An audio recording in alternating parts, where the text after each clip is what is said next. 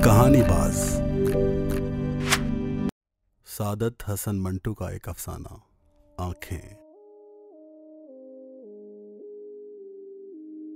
अश्क गम के वकील हैं कि नहीं, आप अपनी दलील हैं कि नहीं, पहले डूबेंगे फिर बताएंगे, ये जो आंखें हैं झील हैं कि नहीं। उसके सारे जिस्म में मुझे उसकी आंखें बहुत पसंद थीं। ये आंखें बिल्कुल ऐसी ही थीं जैसे अंधेरी रात में मोटर कार की हेडलाइट्स, जिनको आदमी सबसे पहले देखता है। आप ये हरगिज ना समझेगा कि वो बहुत खूबसूरत आंखें थीं, हरगिज नहीं। मैं खूबसूरती और बदसूरती में तमीज कर सकता हूं, लेकिन माफ कीजिएगा, उन आंखों के मामले में सिर्फ इतना ही कह सकता हूं कि वो खूबसूरत नहीं थीं, लेकिन उसके बावजूद इनमें बेपनाह कशिश थी। मेरी और उन आंखों की मुलाकात एक अस्पताल में हुई। मैं इस अस्पताल का नाम आपको नहीं बताना चाहता, इसलिए कि इससे मेरे अफसाने में कोई फायदा नहीं पहुंचेगा। बस आप यही समझ लीजिए कि एक अस्पताल था जिसमें मेरा एक अजीज ऑपरेशन कराने के बाद अपनी जिंदगी के आखिरी सांस ले रहा था।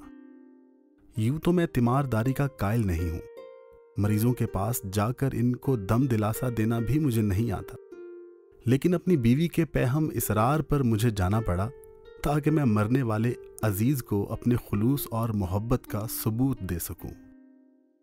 यकीन मानिए कि मुझे सख्त कोफ्त हो रही है। अस्पताल के नाम से ही मुझे नफरत है, मालूम नहीं क्यों। शायद इसलिए कि एक बार बंबई में अपनी बूढ़ी हमसाई को, जिसकी कलाई में मोच आ गई थी, मुझे जय जय अस्पताल लेकर जाना पड़ा। वहां कैजुअल्टी डिपार्टमेंट में मुझे कम से कम 2.5 घंटे इंतजार करना पड़ा था। वहां मैं जिस आदमी से भी मिला, लोहे की मानिंद सर्द और बेहिस था। मैं उन आंखों का जिक्र कर रहा था जो मुझे बेहद पसंद थीं। पसंद का मामला भी इनफरादी हैसियत रखता है। बहुत मुमकिन है कि आप अगर वो आंखें देखते तो आपके दिलो दिमाग में कोई रद्द अमल पैदा ना होता। यह भी मुमकिन है कि आपसे अगर उनके बारे में कोई राय तलब की जाती तो आप कह देते, निहायत वाहियात आंखें हैं। लेकिन जब मैंने उस लड़की को देखा तो सबसे पहले मुझे उसकी आंखों ने अपनी तरफ मतवज्जा किया। वो बुर्का पहने हुए थी, मगर नकाब उठा हुआ था। उसके हाथ में दवा की बोतल थी और जनरल वार्ड के बरामदे में एक छोटे से लड़के के साथ चली आ रही थी। मैंने उसकी तरफ देखा तो उसकी आंखों में जो बड़ी थी न छोटी, न स्याह थी न भूरी, नीली थी न सब्ज, एक अजीब किस्म की चमक पैदा हुई। मेरे कदम रुक गए, वो भी ठहर गई। इसने अपने साथी लड़के का हाथ पकड़ा और बुखलाई हुई आवाज में बोली, तुमसे चला नहीं जाता? लड़के ने अपनी कलाई छुड़ाई और तेजी से कहा, चल तो रहा हूं।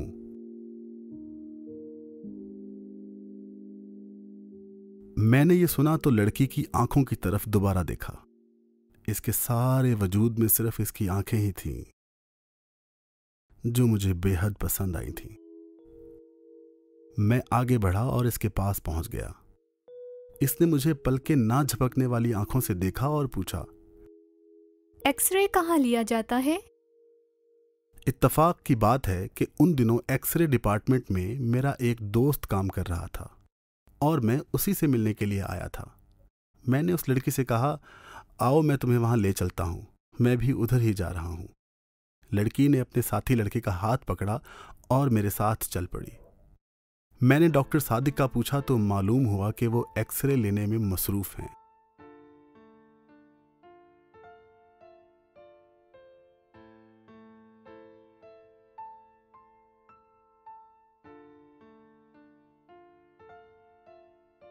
दरवाजा बंद था और बाहर मरीजों की भीड़ लगी हुई थी। मैंने दरवाजा खटखटाया। अंदर से तेज और तुंद आवाज आई, कौन है? दरवाजा मत ठोको। लेकिन मैंने फिर दस्तक दी। दरवाजा खुला और डॉक्टर सादिक मुझे गाली देते देते रह गए। ओ तुम हो? हाँ भाई, मैं तुमसे मिलने आया था। दफ्तर में गया तो मालूम हुआ कि तुम यहां हो। मैंने लड़की की तरफ देखा और उससे कहा, आओ, लेकिन लड़के को बाहर ही रहने दो। डॉक्टर साहब ने हौले से मुझसे पूछा, कौन है ये? मैंने कहा, मालूम नहीं, एक्सरे डिपार्टमेंट का पूछ रही थी।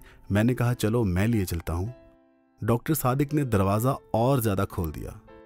मैं और वो लड़की अंदर दाखिल हो गए। 4-5 मरीज थे। डॉक्टर सादिक ने जल्दी जल्दी इनकी स्क्रीनिंग की और इन्हें रुखसत किया। इसके बाद कमरे में सिर्फ हम 2 रह गए थे, मैं और वो लड़की। डॉक्टर सादिक ने मुझसे पूछा, इन्हें क्या बीमारी है? मैंने इस लड़की से पूछा, क्या बीमारी है तुम्हें? एक्सरे के लिए किस डॉक्टर ने कहा था? अंधेरे कमरे में लड़की ने मेरी तरफ देखा और जवाब दिया, मुझे मालूम नहीं क्या बीमारी है। हमारे मोहल्ले में एक डॉक्टर है, उसने कहा था कि एक्सरे लो। डॉक्टर सादिक ने इससे कहा कि वो मशीन की तरफ आए। वो आगे बढ़ी तो बड़े जोर के साथ मशीन से टकरा गई।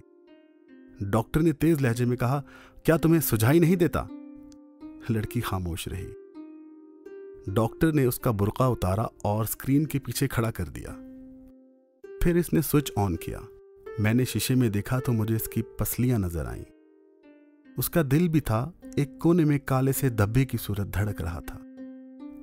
डॉक्टर सादिक 5-6 मिनट तक उसकी पसलियों और हड्डियों को देखते रहे। इसके बाद उसने स्विच ऑफ कर दिया और रोशनी करके मुझसे मुखातिब हुआ, छाती बिल्कुल साफ है। लड़की ने मालूम नहीं क्या समझा कि अपनी छातियों पर जो बड़ी बड़ी थी दुपट्टे को दुरुस्त किया और बुर्का ढूंढने लगी। बुर्का एक कोने में मेज पर पड़ा था। मैंने बढ़कर उठाया और इसके हवाले कर दिया। डॉक्टर सादिक ने रिपोर्ट लिखी और इससे कहा, तुम्हारा नाम क्या है? लड़की ने बुर्का ओढ़ते हुए जवाब दिया, जी मेरा नाम हनीफा है। हनीफा। डॉक्टर सादिक ने इसकी पर्ची पर लिखा और इसको दे दी। जाओ ये अपने डॉक्टर को दिखा देना। लड़की ने पर्ची ली और कमीज के अंदर अपनी अंगिया में अड़स ली। जब वो बाहर निकली तो मैं गैर इरादी तौर पर इसके पीछे पीछे था, लेकिन मुझे इसका पूरी तरह से एहसास था कि डॉक्टर सादिक ने मुझे शक की नजरों से देखा था। उसे जहां तक मैं समझता हूं, इस बात का यकीन था कि लड़की से मेरा ताल्लुक है। हालांकि जैसा आप जानते हैं, ऐसा कोई मामला नहीं था, सिवाय इसके कि मुझे उसकी आंखें बहुत पसंद आ गई थी। मैं उसके पीछे पीछे था। इसने अपने साथी लड़के की उंगली पकड़ी हुई थी। जब वो तांगों के अड्डे पर पहुंची तो मैंने हनीफा से पूछा, तुम्हें कहाँ जाना है? उसने एक गली का नाम लिया और मैंने झूठ मूठ कहा, मुझे भी उधर ही जाना है, मैं तुम्हें तुम्हारे घर छोड़ दूंगा। मैंने जब उसका हाथ पकड़कर टांगे पर बिठाया तो मुझे महसूस हुआ कि मेरी आंखें एक्स-रेज का शीशा बन गई हैं। मुझे उसका गोश्त पोस्ट दिखाई नहीं देता था, सिर्फ ढांचा नजर आता था। लेकिन इसकी आंखें जो साफ साफ दिखाई देती थीं, जिनमें बेपनाह कशिश थी, मेरा जी चाहता था कि इसके साथ बैठूं। लेकिन ये सोचकर कि कोई देख ना ले, मैंने इसके साथी लड़के को इसके साथ बिठाया और आप अगली नशिस्त पर बैठ गया। मैं सादत हसन मंटो हूं। मंटो? ये मंटो क्या हुआ? कश्मीरियों की एक जात है। हम भी कश्मीरी हैं। अच्छा? हम किंग वॉइस हैं। मैंने मुड़कर कहा, ये तो बहुत ऊंची जात है। वो मुस्कुराई और उसकी आंखें और ज्यादा पुरकशिश हो गई।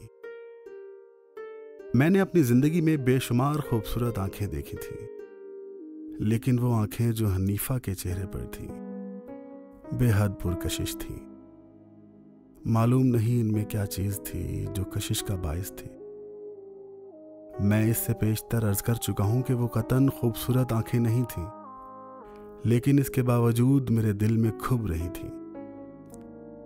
मैंने जसारत से काम लिया और इसके बालों की एक लट जो कि इसके माथे पर लटक रही थी, इसकी एक आंख ढांप रही थी, उंगली से उठाया और इसके सर पर चश्मा कर दी। इसने बुरा ना मनाया। मैंने और जसारत की और इसका हाथ अपने हाथ में ले लिया। इस पर भी इसने कोई मज़ाहमत ना की और अपने साथी लड़के से मुखातिब हुई। तुम मेरा हाथ क्यों दबा रहे हो? मैंने फौरन इसका हाथ छोड़ दिया और लड़के से पूछा, तुम्हारा मकान कहाँ है? लड़के ने इशारा किया उस बाजार में। तांगे ने उधर का रुख किया। बाजार में बहुत भीड़ थी, ट्रैफिक भी मामूल से ज्यादा। तांगा रुक रुक कर चल रहा था। सड़क में चूंकि गड्ढे थे इसलिए जोर जोर के धचके लग रहे थे।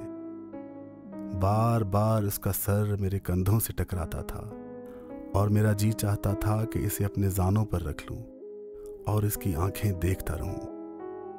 थोड़ी देर के बाद उनका घर आ गया। लड़के ने तांगे वाले को रुकने के लिए कहा। जब तांगा रुका तो वो नीचे उतरा। हनीफा बैठी रही। मैंने इससे कहा, तुम्हारा घर आ गया है।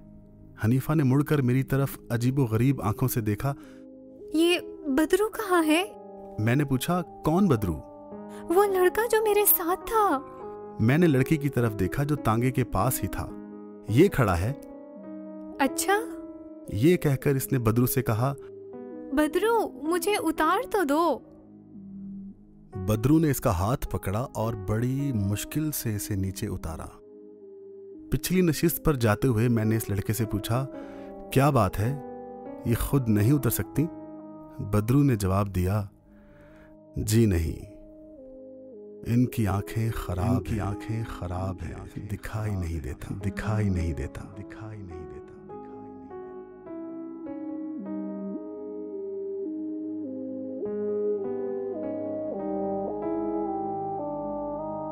तुम मेरी आंख के बारे में बहुत पूछते हो। ये वो खिड़की है जो दरिया की तरफ खुलती है।